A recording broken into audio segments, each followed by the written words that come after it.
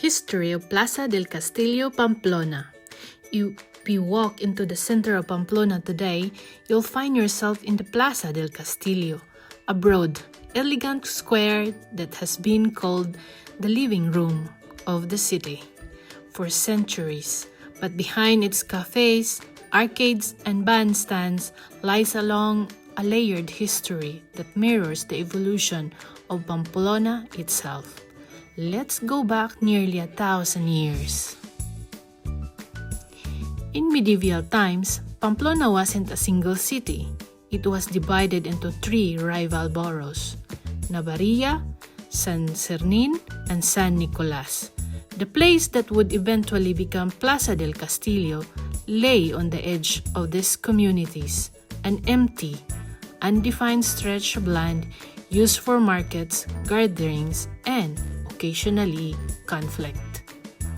In 1423, King Charles III of Navarre issued the Privilegio de la Unión, unifying the 3 boroughs into one city.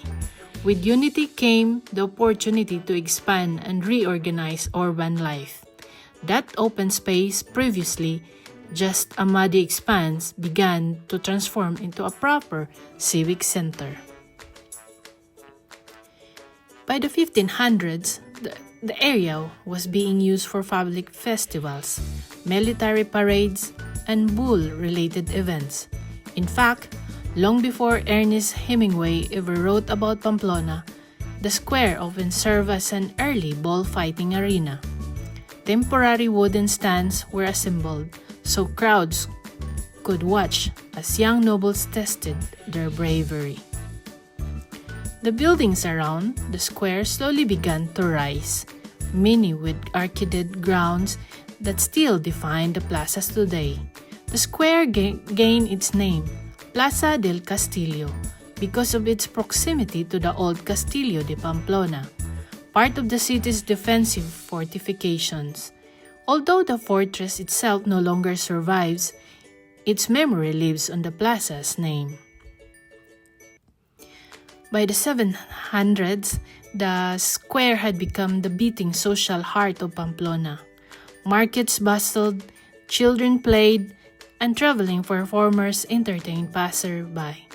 Carriages rolled the dirt-packed center, while aristocrats and ordinary citizens walked beneath the sheltered arcades. In the 19th century, the square underwent significant urban improvement. Stone paving replaced dirt, elegant buildings were reconstructed, and cafes opened their doors. Most notably, the Café Ironia, founded in 1888, the marble counters, chandeliers, and rich decorations, it quickly became Pamplona's most stylish meeting point. The plaza wasn't only about leisure, it was a stage for political life as well. Military proclamations were issued here. Public executions occasionally took place, and later, rallies and demonstrations unfolded within its wide expanse. The plaza witnessed the joys and tensions of changing Spain.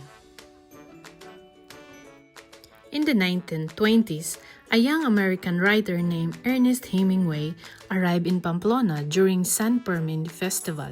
He fell in love with the city, and the Plaza del Castillo became one of his favorite haunts.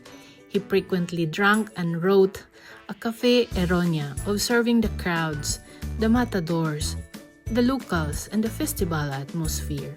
His novel, A Sun Also Rises, in 1926, introduced Pamplona, San Fermin, and Plaza del Castillo to the world.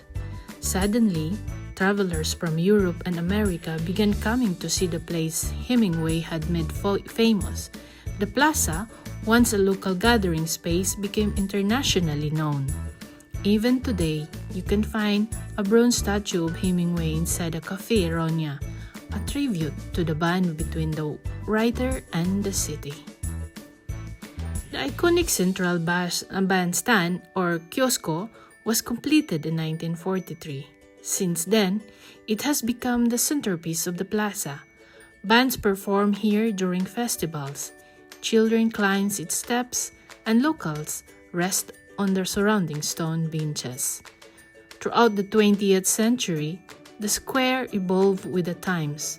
Horse-drawn carriages gave way to automobiles until eventually the plaza was pedestrianized, returning to its earlier role as a space meant for people and not for traffic.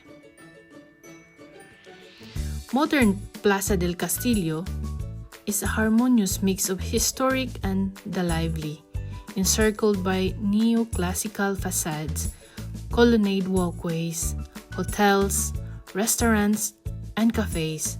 It remains the city's favorite meeting place. During San Fermin, the plaza becomes one of the festival's main hubs.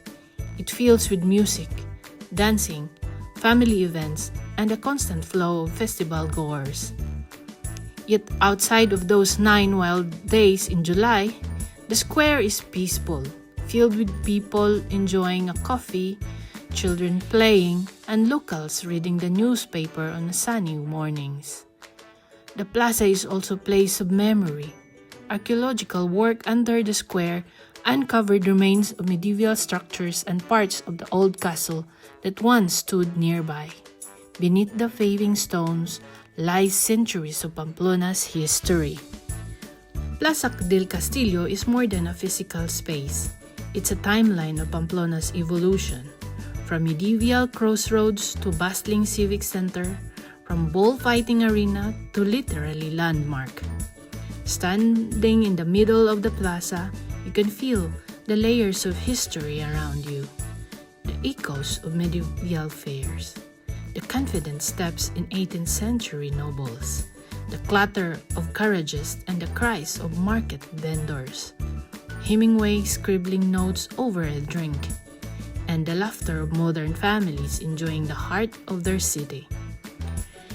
The plaza has grown with Pamplona and, in many ways, represents its spirit, lively, welcoming, full of tradition, and always ready for a celebration. There is no intact historic castle inside the Plaza del Castillo today. The square is instead a central urban gathering area with cafes, historic events, buildings, and a bandstand. The castle's memory survives in the name, and the archaeological remains found under the plaza, but not as a standing fortress. That's it for today. I hope you enjoy Castillo del Palacio in Pamplona, and I will see you again tomorrow as I explore Spain and its history and culture. This is Atida saying, remember, God will take you places you never dreamed of. Until tomorrow, buenos dias, hasta mañana.